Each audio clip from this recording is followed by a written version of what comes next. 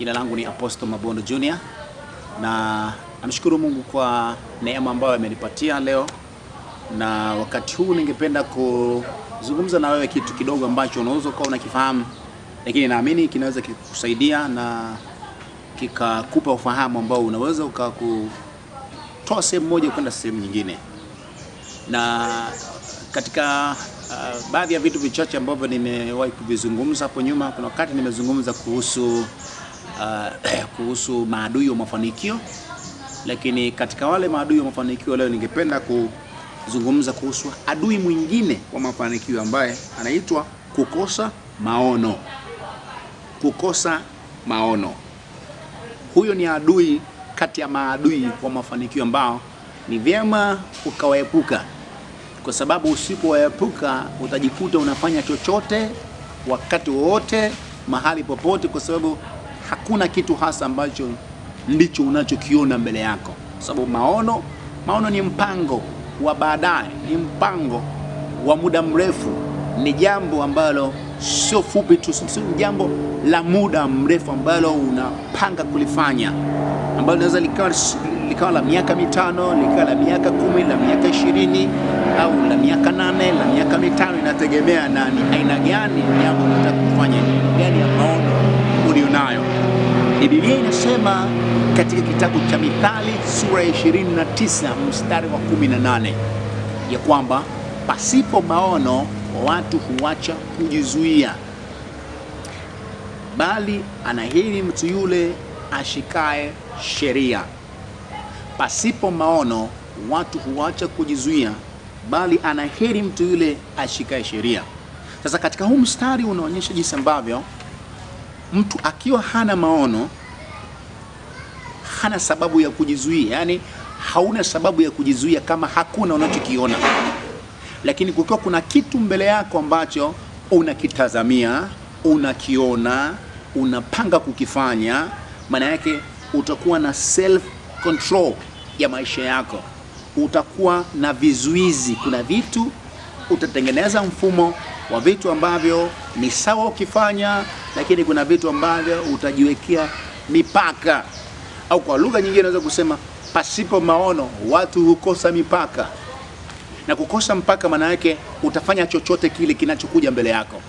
Lakini ukiwa na maono, ukiwa kuna kitu unawaza kufanya, utaweka mipaka kwamba ili maono yangu nilionayo yafanikiwe, iwe ni katika biashara, iwe ni katika huduma, iwe ni katika kazi, ndani ya miaka 5 nategemea kazini niwe nimefanikiwa katika kiwango gani.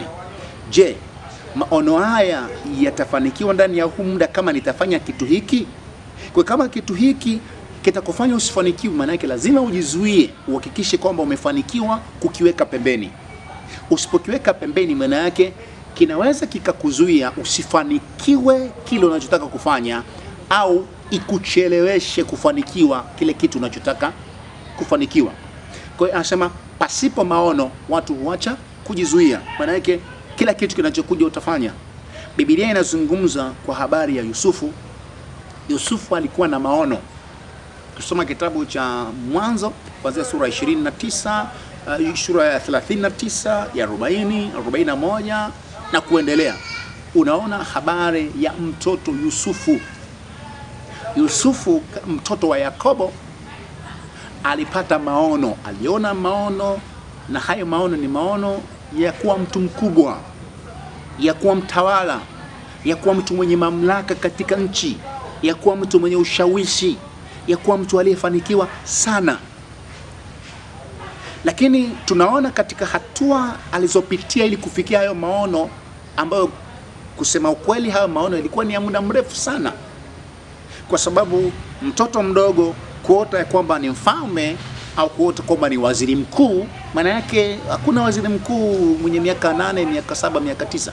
Maana yake kulikuwa na miaka mingi yeye kufikia hayo maono ya kuwa waziri mkuu, yeye kuwa mtawala. Kulikuwa kuna miaka mingi. Maana yake alipaswa kutengeneza utaratibu wa maisha ambao ungemsaidia kujizuia kufanya kitu ambacho hapaswi kukifanya, ili afanikishe malengo ya kuwa mtu mkuu sawa sawa na maono aliyoyaona kutoka kwa Mungu. Ile ndoto aliyoota kwamba miganda inamuinamia, nyota na mwezi vinamuinamia, ilikuwa ni kwamba atakuwa mkubwa katikati ya watu wake, katikati ya kabila zote 12 za Israeli, atainuka kama mtu aliyefanikiwa sana.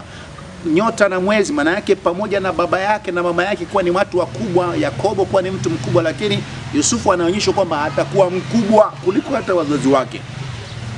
Na hizi tunaona hizi ndoto zilifanya watu wa familia wakachukia, zilifanya hata baba na mama wakapata wasiwasi, lakini kwa sababu ya utu uzima wakahifadhi, Biblia inasema wakahifadhi ndoto ile, wakiwa wanajua kabisa ni Mungu amesema na Mungu ataitimiza. Lakini kuna changamoto nyingi sana ambazo Yusufu alikutana nazo mpaka kufikia pale. Ni habari tunaifahamu, ameuzwa kwa Waishmaeli, ameenda Misri kama mfanyakazi wa Potifa.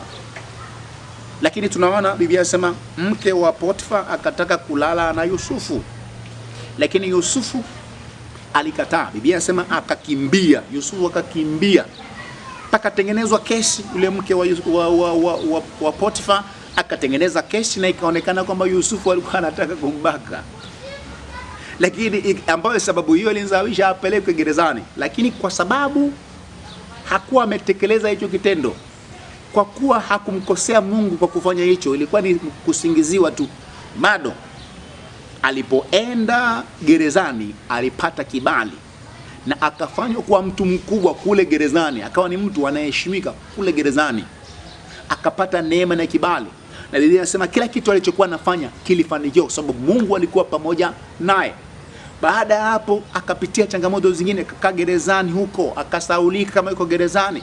Lakini Biblia inasema kuna wakati ulifika ambao Mungu aliukusudia, pamoja na changamoto zote za kuuzwa na kutupwa shimoni na kutiwa gerezani na kushtakiwa kwamba ametaka kulala na mke wa Potifa, lakini bado aliendelea kuona kile alichokuwa anakiona na aliendelea kujizuia kufanya hayo, pamoja kuwa mazingira yalikuwa yanamuonyesha kwamba yalikuwa ni mazingira magumu ambayo kusema ukweli kwa namna ya kawaida ni ngumu sana.